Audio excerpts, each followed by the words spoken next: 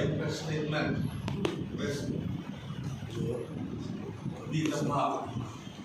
untuk kami julek dia asal tu kan nama kan si minister kan nama orang sama dalam foto finance minister ni mungkin kan langsung din ating losora mi puite mi khifia antum chini apoi kan dia kan chief minister kan lei bat tam lu ta bana te na diklo ma mi pui min kum he atum hian mi so mi puite min sa loin tun ma na pu mai thei mi puite hi angai ning na sia tuna chuan le khathiam kan tam to social media te achak to khobel ka kum min an sir zum zum to ni hey khobel ram le india ram in lei ba tam zong te na ne ya chu state na kan tho chu na chu da kan lei ba percentage ani hey reserve bank of india data achiang ai chuan nung ra chuan mizoram hian kan GSDP atana chu din leiba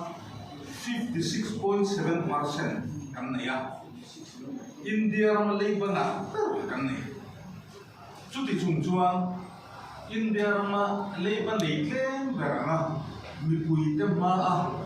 tin soifia kan na tu cha hi apoi ka tia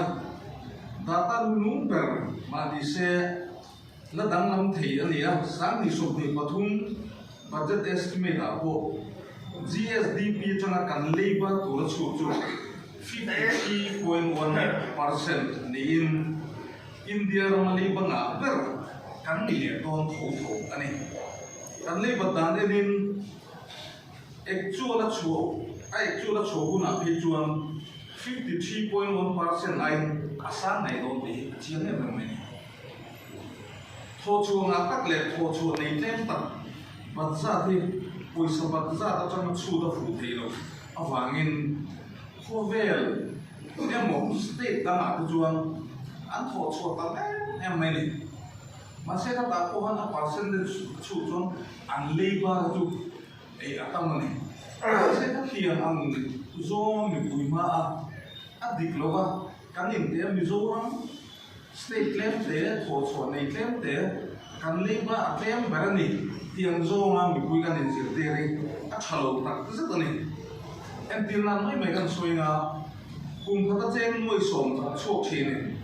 cheng sin khat leiba a nei nge kum khata cheng sin khat thok chok in cheng som ba se phu ri so heta chang ring ko hian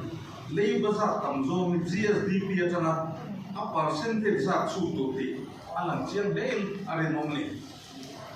leiba chim hi kan social han lowa pat atu na chin te po ma son na thona tura chang kai ta kam han ni pe chuan om ze nei ta ba nei hi apoi em lowa tin alo ve thin ma se india ram leiba na ber kan ni chunga kan ram din mu ne han thiri la alung mo kha kan tiam leiba tung sin ma son na bu tur om ba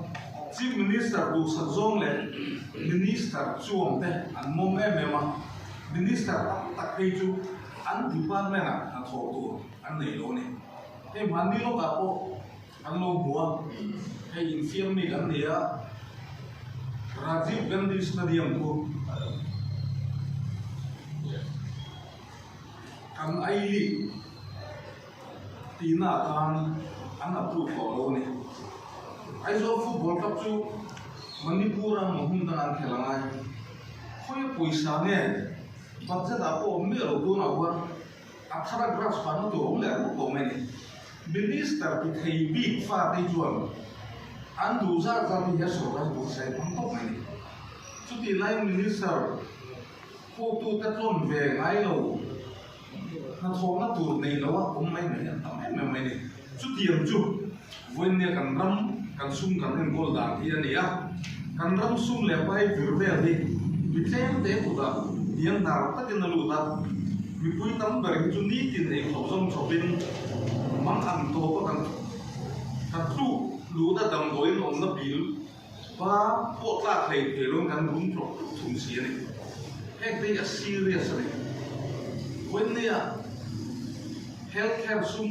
mi pui poisa ta kan thor a kling khom chu mà sẽ khăn khăn khăn in đầm đôi nào tên là mồm anh bí làm bê sạch lại thấy xí rồi RTA tên số na anh làm số ta healthcare ta nó bị quên là sum thì này thôi anh em mà làm thế là thuộc lộ thế office expenditure thế anh tìm mấy mình khách tiền khách cô số ta để nên cô làm thế này rồi rèn này CAG report đúng và anh em chuông Mizoram Sarkar chuan alei batchen vai bel se samthum zasari somko pasari point somko pama 83.28% chu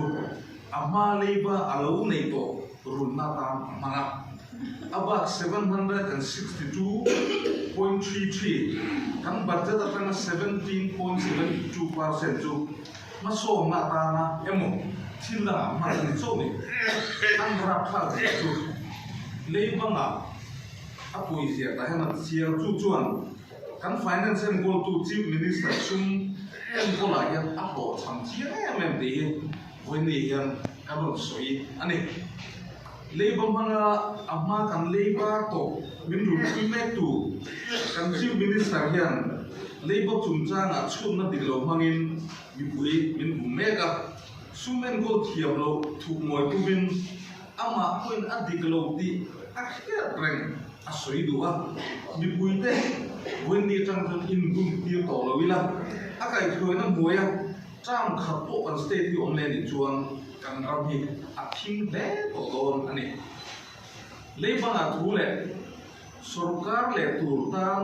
abu tur om thu asoi thina party dam te chuang sarkar an sa tho ti ten asoi moya ni thum an nia masih ini kan lo soi tu tu liba atamo vang sarkar cha kan ni lo heti khopa liba tam heti khopa maso na tura nan si lo budget kan nei he sarkar lo budget sela angai na hiale maso na siam thei sarkar ri adin vat vat hi kan du wang zo ne an liba tam tu ro chum tu ma sarkar cha kan ni lo lấy bằng à lúc tụi ba cùng nó đang sổ cả lệ chuông càng râm đi càng mấy nòng nòng nữa chú hoàng sổ cả chả xem tụi ra sổ cả chả ăn gì thì cô dâu rong thằng ăn hiền càng tụi anh thì càng râm đâm lô thằng mù hiền example bậc doctor pusok tak senior về tak tổ sĩ đâm lô em golden ama ăn run zo tổ lô vangin doctor chale thiam zo en kol turin ankala mase a doctor khan ken kol thelom ke man ken kol angche tina ui bet vet ta ni chu tiam che chuan zorom mi pui thiam doctor chazo le mu mal zo kan be sin adam lo te nge nan doctor du chu sam nge chu kan ma lo pai hian an tham thei to to na ni kan siamina akin ho zo kai thiam phai tu hiam kan ram mama thim ta ko me siam tha tu hiam congress party chuan sorka kan cha ka om zane sum om am ante mang chung le kan siam ki ho thiam phai tu rin kan sorka le nge bo kan rin ani ma so na bu tu om si lo wa india ram le banga per state da chana le ba ti hiam chuang si lo wa zoram mi buite ma so na mel mu te re when they are not when they are working lunch, I'm to election can not on dona can state budget maso natur ram maso natur tak tak tu vote lina vote sunna pui sai tian an the thang mai mai chu mi kho chen sin khap chawin chu mi kho chon chung ko chu ti za ron la ron in thang ron ti hết tiền anh mi bùi sung vô lấy nó tụi ta anh thiệt thằng này số các trả luôn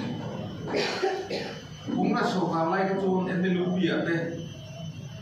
pui sa căn pek đó nít ăn đi số nó tuổi anh chết nghe thần đó anh nghe ăn thủy pui anh tin nghe pui sa là các chân in sông đó nó mang tin chơi linh tại căn này chuyện này với này chôn phước tiền là binh lý sắp lá em bên này phi chôn sẽ sinh hoạt in đó ngang tiệt số cả sum mi pui sum đi hát tiếng bộ chúng ta làm thằng mấy thì pui cảm tiệt chú hoàn chuông do rong bị bụi tây hiền hết tiền sum lấy bậc na lệ sum anh có lục chặt lâu na cha ấy cầm rong cầm săn sủa thì nó tụt ra tan rồi cùng ra sẽ các sổ ra lệ ngay đi thì quên địa cầm một suy anh này lâu na